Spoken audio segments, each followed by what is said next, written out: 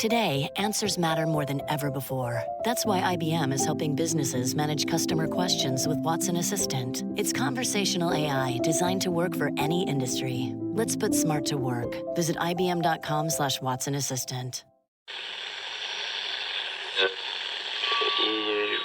Empire.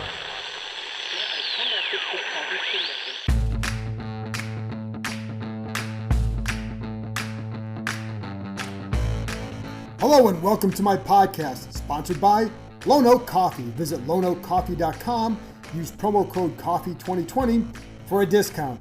Folks, it would make a good gift during the holidays. And say I never gave you any good ideas.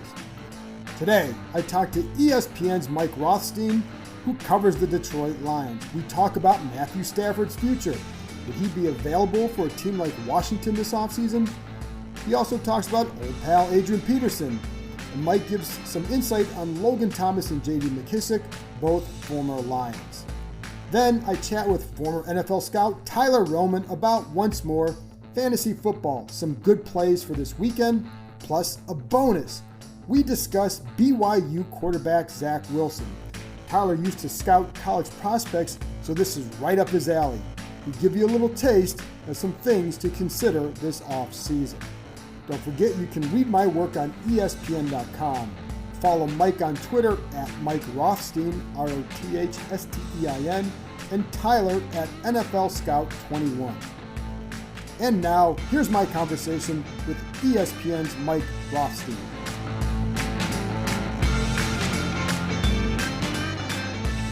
Well, now I'm joined by Mike Rothstein, who covers the Detroit Lions for ESPN.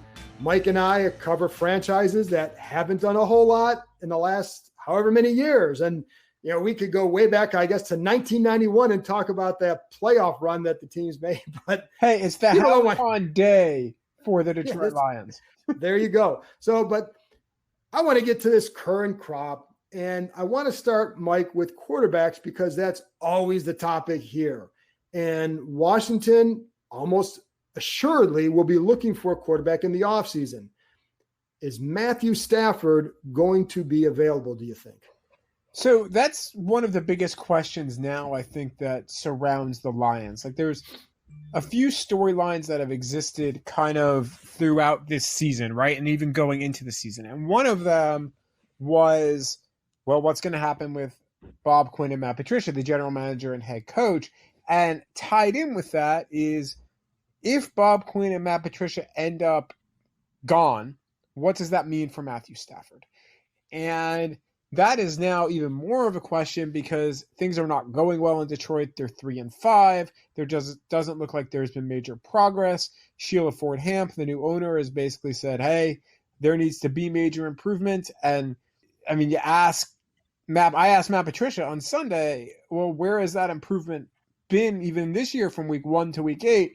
And he pointed to like punt rush and some individual people. So that generally means, yeah, not so much on the improvement thing. So all that's a longer answer to say there is a chance Matthew Stafford will be available at the right price. The Lions aren't going to cut him. If anything, if this regime stays and it's status quo, then Matthew Stafford stays. Although his contract ends after 2022, and at some point, the Lions are going to have to make a decision whether or not they want to sign him again. But if there is a new regime, I don't know. Again, they won't cut him, but they could make him available by trade. Or what they could end up doing is kind of what happened to Alex Smith in Kansas City, where you draft a guy that you try to groom maybe to be his replacement for a year, right? And then you bring him in. And we've seen that time immemorial around coaching and around quarterback situations. Like, that's just what happens. Eli Manning would be another example of that. Over and over and over again it goes. So I would say if Bob Quinn and Matt Patricia do lose their jobs, then I think there is a chance that Matthew Stafford will be available. I don't think he would come cheap. I think that you're probably looking at a pretty hefty trade package back. I don't know what that trade package would be because in part we don't know who's making that decision and who's making that call. But I think that's something to watch if you're Washington of, can you get Matthew Stafford? Can you get him maybe at a reasonable price? Because that's the thing too.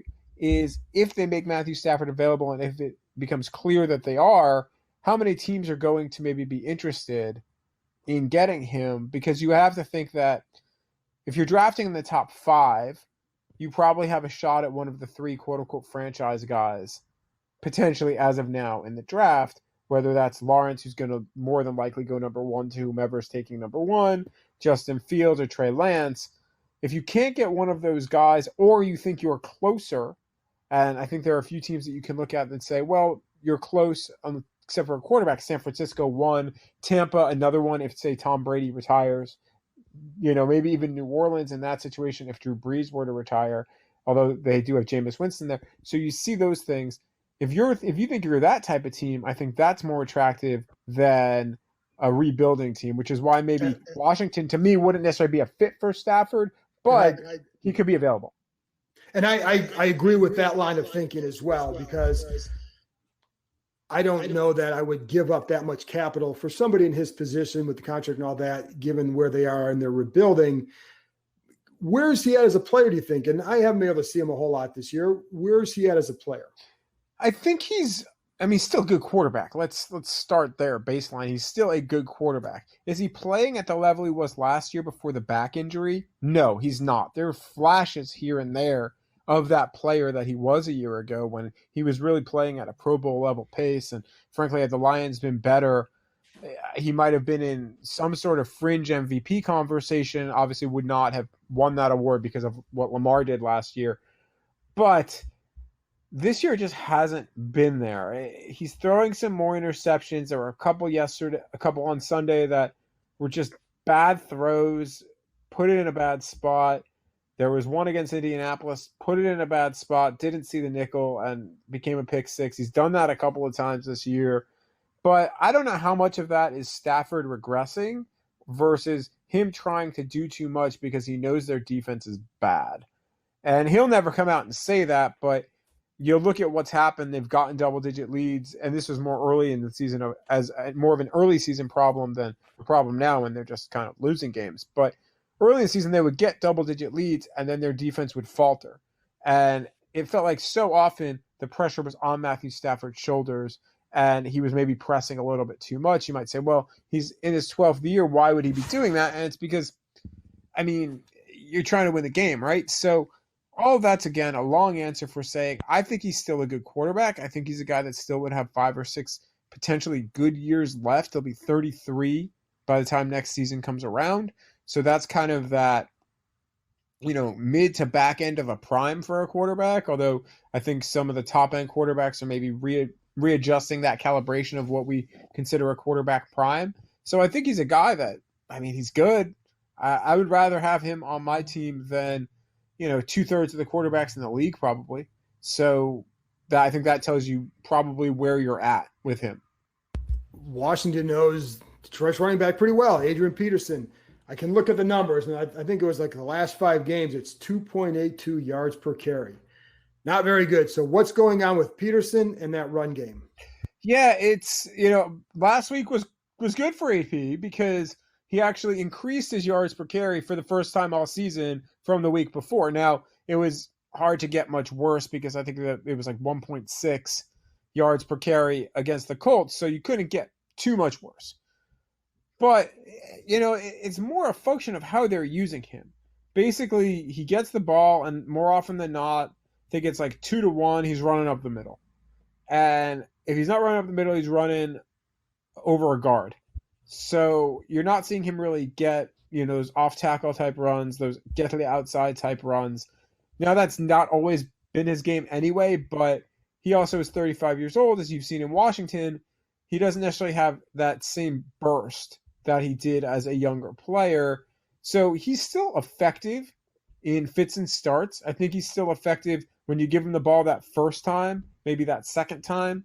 But if you're starting to give it to him 2, 3, 4 times in a row, the returns really diminish. He's also a player that, while he's helpful when it comes to play action, you also kind of know what you're going to potentially be getting when he comes on the field. Like, it's not like a guy like DeAndre Swift where you can have a little bit more of unpredictability because he can run the ball. He has a really good threat out of the backfield, Peterson isn't that. He's caught a few passes here and there this year, but he is largely a runner. And he's largely a guy that they're going to send over Frank Ragnow or over one of the guards. And, it's worked in some instances. He's been their goal line guy for the most part as well. That has led to 2 plays where, frankly, it cost them touchdowns because the offensive line just kind of collapsed around him. The offensive line's been a little bit hit and miss lately. They've been shuffling around some guys the last few weeks, and it's been rough going for him. It just hasn't really worked. Even last week against a Minnesota defense that was not particularly good against the run, and every running back on the Lions had a good yards per carry day. Adrian Peterson still only had 3.6 yards per carry, which was worse than DeAndre Swift or Kerryon Johnson when it came to that. And we've seen Peterson's workload diminish kind of a little bit week over week. So it feels like he's being a little bit phased out, but some of that could be due to game script, in that when they're behind, you're not going to play Adrian Peterson as much because of what he doesn't give you as a pass catcher. And that would go on here too as well. And I think that was one of the reasons why they cut him, is because they weren't sure first of all, they had other guys ascending, Antonio Gibson. I think they weren't sure how he would accept the role that like Peyton Barber's playing and not doing it very well, to be honest. But, how he would accept a lesser role. How has it been up there with that as it's gone on? I mean, I think he's accepted it. Again, we're not in the locker room this year, so it's tough to get a true gauge. Sure. A lot of what we get, and with Peterson, with their entire running back room, with the exception of Kerryon Johnson, I've never met these guys face to face. They cut Bo Scarborough, and Kerryon's been around, but they drafted DeAndre Swift, and then they signed Peterson after camp. So I've never met these guys in person, so it's tough to get a real gauge for how they truly feel about their role. Peterson's saying the right things. He seems to be enjoying being with Darrell Bevell again. They're continuing to give him the ball even when he's been unproductive. So I think that shows that there's a willingness to keep going with him, at least in some form or fashion, even if it ends up only being 8 or 9 carries in a game. So I think and they're sticking with him a lot early in games. It's just when it gets late and they're down, that's when they go away from him.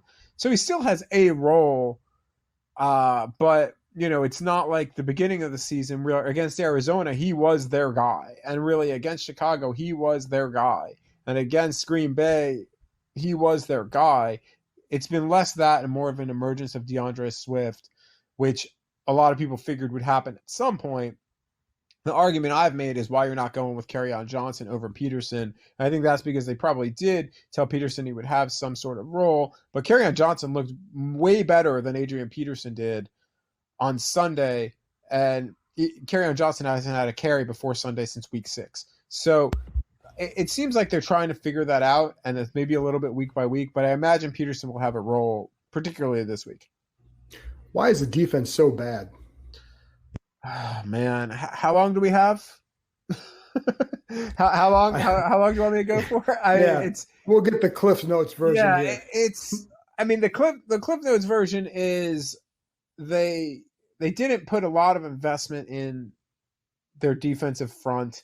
The investment they did put in was with older players, and they can't stop the run with any sort of efficiency. They did it for 2 weeks, and they were all excited, and then, the combination of Jonathan Taylor and Jordan Wilkins with Indianapolis, and then Dalvin Cook the last 2 weeks has completely shredded them. The secondary is inconsistent, but that's also because they're not really getting a lot of pass rush outside of Romeo Okwara. Trey Flowers is on injured reserve.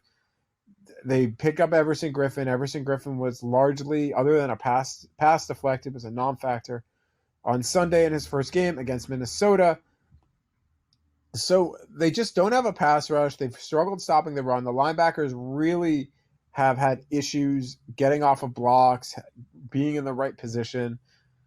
And that's left the secondary in a very vulnerable spot. And beyond that, you've got a guy who's inexperienced in Jeff Okudah, but incredibly talented. So teams are kind of picking on him a little bit. Amani Owarie, who actually had an interception last year against Washington, has, to me, played fairly well, but now that Desmond Trufant's healthy, it's not even clear how much Awarie is going to even play because you kind of have to play Okudah. Tracy Walker is theoretically their best safety. He's been inconsistent. He also missed Sunday. We'll see if he ends up playing this week or not. So they've relied even more on Deron Harmon, who's been their other back-end safety. And it's a defense that frankly doesn't have a lot of playmakers on it. They have a lot of pieces that can complement each other well and can fit in a system. And that's kind of what Matt Patricia seems to want. He wants guys who are versatile, but they don't have that big-time edge rusher that they had when Ezekiel Ansah was healthy, but he just couldn't stay healthy. They don't have that true lockdown corner, which you can argue for fits and starts. That's what Darius Slay was over the last few years. Obviously, they traded him in the offseason. So they just don't have the Glover Quinn, another guy who was very consistent and a playmaker. Obviously, he retired a few years back, and they haven't done a great job of replacing him adequately, although they did trade for Harmon, and Harmon's played well this year. So there are pieces, but just as a whole, it's just not coming together. Too many guys are inconsistent. Too many guys are hit and miss. And the last couple of weeks, they've even struggled making sure they had 11 on the field defensively. 3 plays in the past 2 weeks, they've had 10 guys on the field, including a 2-point conversion and that Dalvin Cook 70-yard run, 10 men on the field. So there are issues on that side of the ball kind of all over the place. Last thing, Mike, 2 guys, Logan Thomas, J.D. McKissic. Logan Thomas having some success here. J.D. McKissic playing a big role. You surprised at what they've been doing here at all? McKissic, yes and no. I mean, it seems like they're using him very similarly how Darrell Bevell was using him early on last year. And then kind of inexplicably, they went away from J.D. McKissic, even though J.D. McKissic had shown enough as a receiver where he could be effective, not so much as a runner, but as a receiver. And that's clearly what's happening in Washington. It's been good to see him get that role in Washington. I think that he's fit that role well. It reminds me a little bit of what, I mean, you would be able to speak more to this than I could, like to what they maybe had in Chris Thompson before that. So I'm not surprised at that. Logan Thomas was an interesting situation because he really outperformed Jesse James, who they gave a big money contract to last year. And he was pretty good. And, I'm not surprised that he's playing all right where he is. Or is it an 18 that he was here? God, all the years are running together now. I apologize. It was 18 last year. It was last year. Okay, thank you. I don't know why for a second I brain farted and thought it was 18. These seasons do run together. They do, man. Especially with that tight end room, because really under Matt Patricia, that tight end room has been a consistent cycle of just different guys every year when it has come to the Lions. I mean, and who's been their top tight end, really, because they had Levine Toilolo and Luke Wilson at one point, and then last year it was Thomas, and it was Jesse James, and it was Hawkinson. This year is Hawkinson and James and Isaac Nada. Logan Thomas, it's good to see him doing what he's doing, but to me, he's always been just kind of a guy, right? Like, he'll be able to give you a little bit, maybe surprise you with a touchdown here and there, maybe surprise you with a 3-catch game here or there, but that's going to be what he does for you. And so I think that's who he is as a player. It's been really cool to see him transition from his role as a quarterback. So interesting little nugget with him. The Lions actually signed him to the practice squad when he made the decision to transition from quarterback to tight end, and they had a complete plan for that transition. It was going to be a multi-year process. Bob Quinn knew what he wanted to do. It's how he sold Logan Thomas on the plan. And then Buffalo came and scooped him up for their 53-man roster. So that a day later. So that was the end of that plan. And he obviously developed as he developed. He ended up back in Detroit eventually. And, now he's in Washington. But it's been cool to see that he's been able to really, resurrect his career after it really didn't go well as a quarterback early on. Yeah, and listen, if things go poorly for Washington, he might get snaps there again as an emergency quarterback. So that was the interesting thing in Detroit too last year when they were going through all their issues was you kind of sat there and like, well, do you go to him at some point? I was surprised that They never ran a trick play with him. Well, they ran some wildcat. They've run some wildcat with him this year, so yeah, we'll see. He's been I was surprised there.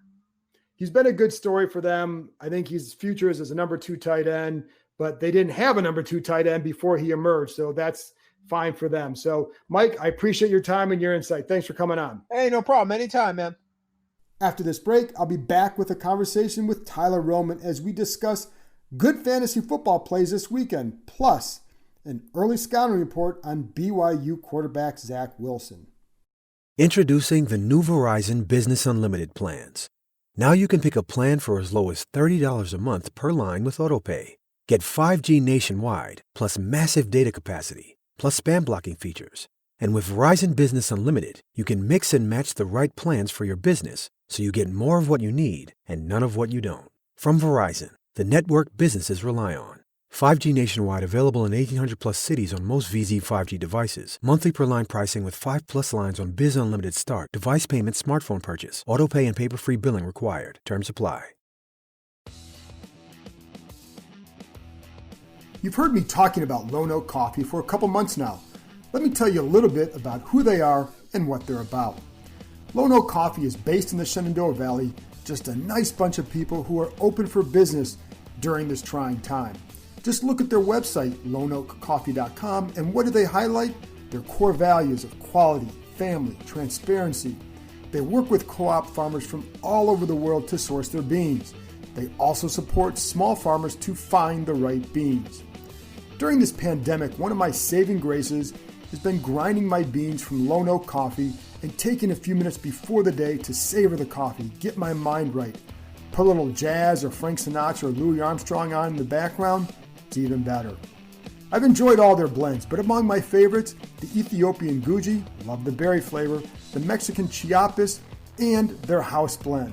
Start your day off right with Lone Oak Coffee. Visit loneoakcoffee.com, that's LONEOAK coffee.com. Use promo code COFFEE2020 for a discount. You can thank me later. All right, Tyler, back again with some fantasy football talk.